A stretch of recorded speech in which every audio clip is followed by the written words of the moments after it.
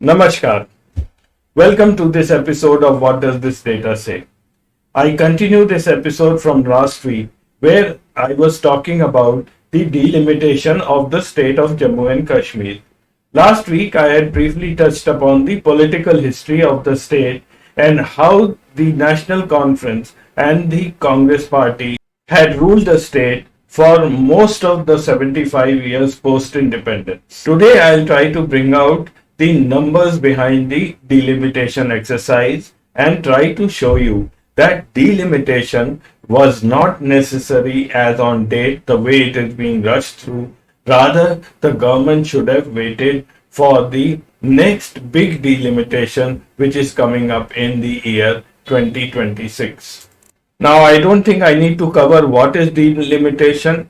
Delimitation is the act or process of fixing limits or boundaries of constituencies within our country based on a census. And census, is carried out every 10 years, 1951, 61, 71, and so on. Whenever delimitation is needed, the government constitutes a delimitation commission whose orders have the force of law.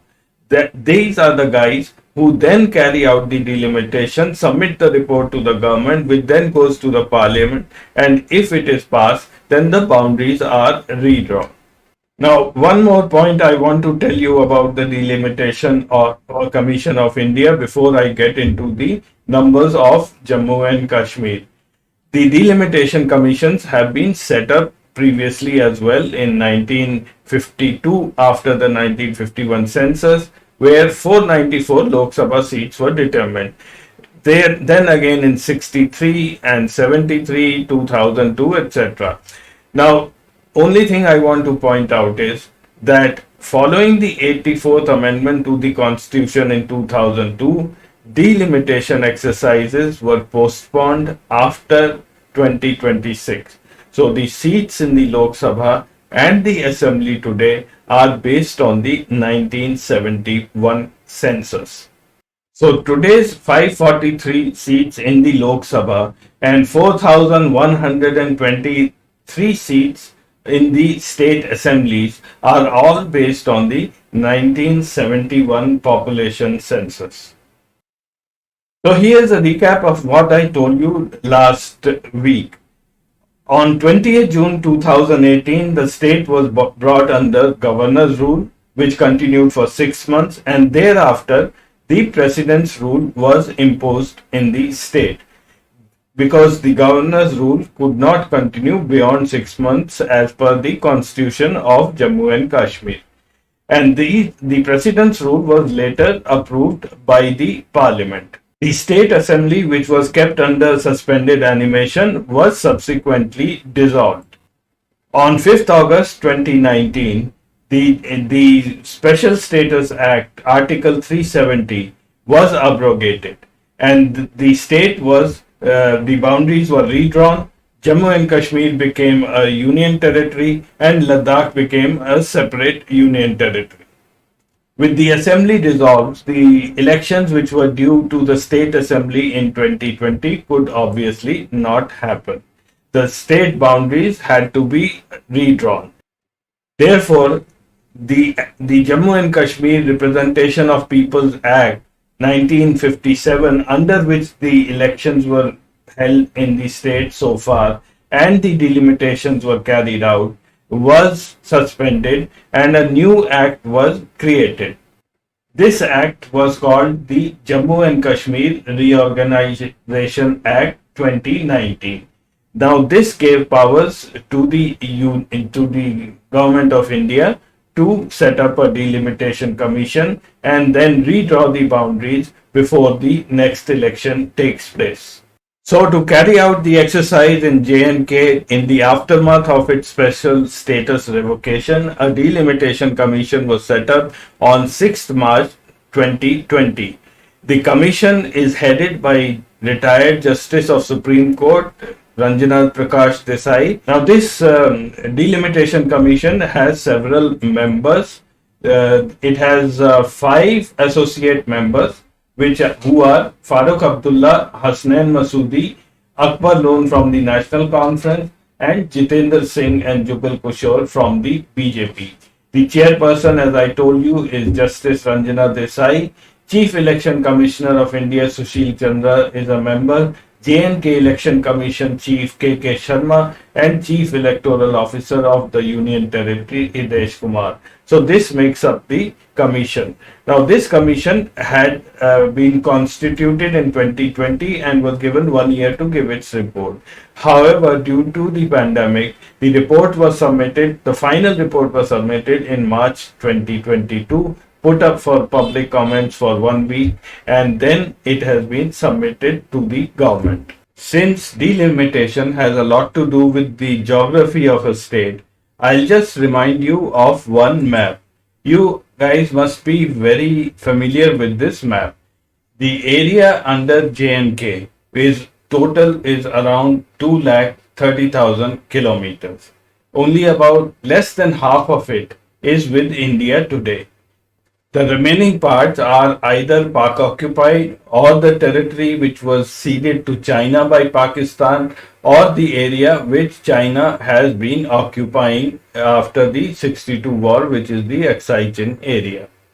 So the area with India today is a little over 1 lakh square kilometers. Now J&K is divided into regions. There is a Kashmir region and a Jammu region and a Ladakh region. Kashmir division is 15,948 square kilometers. Jammu division is much bigger than Kashmir. It is 26,293 square kilometers, and Ladakh is the largest, little less than 60,000 kilometers. That makes the total of a little over 1 lakh square kilometers. Let me further zoom into the Jammu and Kashmir divisions. Now, the purple area here shown is the Kashmir division, and the blue area is the Jammu division, which is much larger. Kashmir division is mostly a valley. It is a flatter terrain, relatively flat terrain, and accessibility between these districts is fairly easy. Whereas Jammu, on the other hand, after crossing Jammu, the Pir Panjal range starts, and these are all high mountains, hilly terrain, and accessibility in these regions, it has always been an issue, especially for far off areas like Doda, Kishtwar, Poonch, Rajouri. In 2014, the elections for the assembly were held. At that time, there were 87 seats in the assembly, 46 from Kashmir region, 37 from Jammu, and 4 from Ladakh. But after 2018, when Ladakh was taken out, the number of seats came down to 83. So till 2018, there were 83 assembly seats. In 2022, it is proposed to raise these seats to 90, an increase of 7 seats. So now what I'll do is, I'll go and analyze those 83 seats and see whether the distribution follows the norms of a normal delimitation process. And was there any need to increase these seats to 90? So here is the population graph of Jammu and Kashmir from 1961 onward. In 1961, the population was 35.6 lakhs, and according to the 2011 census, the population of the state was 1 crore 25 lakhs. It is estimated to go up to around 1.5 crore in 2021. Now the seats, if you see, have been consistent all through. There were 73 in 61, and after 2001, there was a delimitation process which increased the seats to 83, and that have continued till 2080. So for last 70 years, increasing the number of legislative assembly seats was never a major issue, though from Jammu region some noises were made, but those claims don't really hold water. In 2002, some seats were increased in Jammu region, but thereafter, as it was decided that the next delimitation would happen after 2026, the state also decided to postpone all the delimitation processes. So this is how the distribution of seats between Jammu region and Kashmir regions happened. They started in 61 with Jammu region started with 31. One seat was added, which was the Mendar seat taken from the POK quota, and again the reorganization, delimitation happened, and the seats were increased. After the 2022 delimitation, Kashmir will get 47 seats and Jammu 43. So, was there any disparity between the two regions when it comes to looking at the representation of the population by a single seat?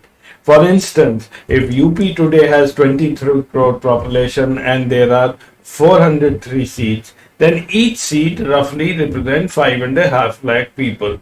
So let's drill down and look at the representation of people in Jammu and Kashmir regions. Now this graph I have plotted for the two regions, Kashmir in blue and Jammu in red. In 1961, the population represented per seat in Kashmir was 51,600 and in Jammu 42,857, a difference of about 10 to 11,000.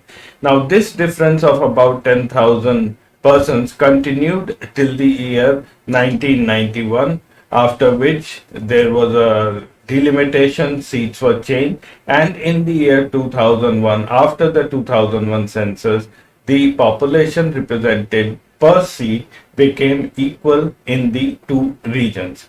Thereafter, the population growth in Kashmir continued at a faster pace than in Jammu. Though the seats remained the same, the difference again became a little over 25,000. Also, the population in Kashmir is more than that of Jammu region, so it is but natural that an MLA in Kashmir will represent more people than in Jammu. So this is not a striking difference for an electorate. Since I have introduced the parameter of population growth rate, I will show you the graph of J&K for the population growth.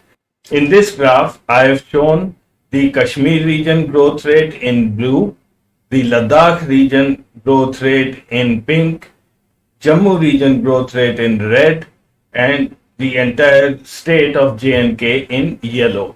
So let's start with the Kashmir region. In 61, the growth rate of Kashmir was a little over 1%. It then went up to 2.5% in 71 and later peaked to over 2.5%, 2.75% in 2001 census. Thereafter, the growth rate has been declining.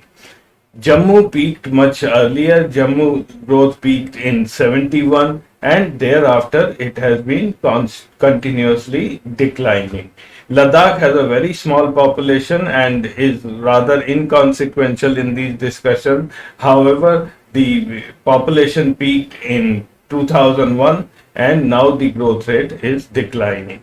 Now the overall growth rate of the state is shown by this yellow line, which currently is around 2.25%. Now, when you extrapolate all these lines in the year 2035 or 240, all these will converge and become equal to the India growth rate, which would then be around 1%. By growth rate, I mean the annual growth rate. Just for completeness, here are the numbers for the Kashmir and Jammu region. As I said, in 71, Kashmir was a little over 1% and Jammu 0.76. And today, Jammu is around 2%, while Kashmir is 2.4%. Both growth rates are declining. Now, the second parameter I analyzed is the area represented by each seat in the two divisions. This parameter is also known as the seat density. I know you will not be able to see this table on your mobile, so I am going to read out some important data. Jammu division, the total square kilometer area is 26,293 square kilometers. In 2011, the area per seat was 711 square kilometers. Now, with the increase proposed in 2022, this area per seat or seat density will come down to 611 square kilometers. On the other hand, Kashmir Valley being a much smaller area, which is 15,948 square kilometers and has 46 seats, the area represented per seat in 2011 was 347. This will remain more or less same because only one seat is being added. The density will come down to 339 square kilometers.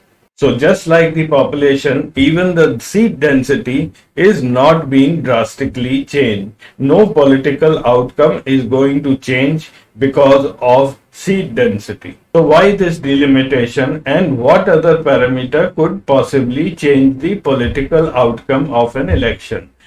Fortunately or unfortunately, and depending which side of the fence you are standing, it is going to be religion. So let me take you through the demographic data of the state and how it will affect the elections. This is the demographic data according to the 2011 census. The Muslim population in the state was 68.31%, Hindu population 28.44, and the other communities were in very small numbers. The total population in the state was around 1.25 crores, and it also includes data from Ladakh. Now in 2021 census, this demographic data is not going to change drastically because both the growth rates in Kashmir Valley, which is predominantly Muslim, and the Jammu region, which is predominantly Hindu, both growth rates are coming down. Now we will have a closer look at the demographic data of each region separately. I will start with Kashmir. This again is data from the 2011 census. Kashmir is 56.15% of the state population. It is 68,88,475 in 2011. The Muslim population was 96.4%, while the Hindu population in the Kashmir region was around 2.5%. Now these are the seats which were there till 2018, in which the 2014 election was held. There were 46 in number. In the 2022 delimitation, one seat has been added in Anantnag, Kashmir, and that too has a story that the regions added in Anantnag are from far away across the Pir Panjal range, which were earlier a part of Jammu division. Now Kashmir region is almost 100% Muslim dominated. So there is no question of any religious divide. Any election happens, the Muslims themselves will vote for that party. Secondly, adding one seat to the demography is not going to make any change in the political outcome of an election. So now left in the end is the Jammu region. Jammu region constitutes 43.85% of the state population. The Muslims in Jammu area are 68.8%, while the Hindus are 28.8%. Now, in 2014, there were 37 seats in Jammu division. Now that has been changed or is proposed to be changed to 43. These arrows show the constituencies or the district where the seat is going to be added. So we have one extra seat in Doda, Riyasi, Udhampur, Kathua, Samba and Poonch. Now with this delimitation, the assembly becomes 90 seats. So the halfway mark becomes 45, and anyone who comes in majority with 46 seats can form the government. Jammu region now gets 43 seats. So anyone who has dominated the Jammu region now has a possibility to form a government which earlier was not there. Now, while on this subject of demography of J&K, I'll show you one more interesting figure. Now, this figure has been used by many to create all sorts of numbers. If you look at this, this is the religious compositions of Hindus and Muslims in J&K from 1951 to 2011, and this is the curve of the Muslim. It looks like that they had been around 72% in 47, then they came down, and now again they are going up. So it appears that Muslims are increasing in J&K as a percentage. On the other hand, the Hindus, who were only 25% in 47, they peaked in 1981, and they are coming down. So it appears that Hindus in the state, the population of Hindus in the state is going down. But on the other hand, I have already showed you the growth rates, which is coming down. In fact, this is partially true, but this is not going to be there if you extrapolate it for the 2021 and then the years beyond. So the last map which I'll show you, and then you will understand the entire issue. Here is the election results of the 2014 assembly elections. Now this area which you see in orange is the Jammu region, and here mostly BJP has won the election. The Kashmir Valley is this part of the map where the election was predominantly won by the PDP and the National Conference. The blue area is the Ladakh area, where either one independent one or the Congress had won the seats. So here is the table of results for 2014. Kashmir, there were 46 seats. The PDP won 25, Jammu 37, and the BJP had won 25. Together, they formed the government when Mufti Mohammad Saeed became the chief minister. So if you have missed the point, I will explain. If you look at this map and see the constituencies where BJP has won, the orange constituencies, the names are Udhampur, Kathua, Samba, Riyasi, and Kishtawar.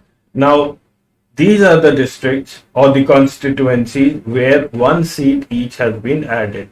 So, if elections were to happen today, BJP that time got 25, they will get many more seats, maybe close to majority mark.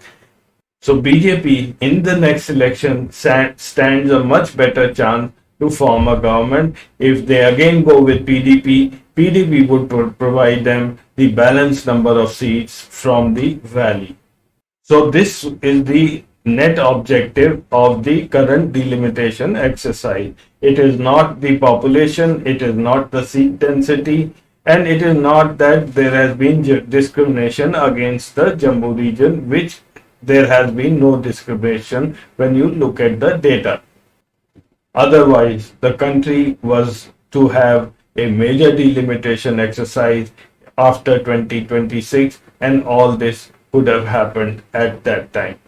So that's the end of this episode of the delimitation of J&K. I hope you guys liked it. So I'll meet you again next week with some other interesting data. Till then, goodbye and namaskar.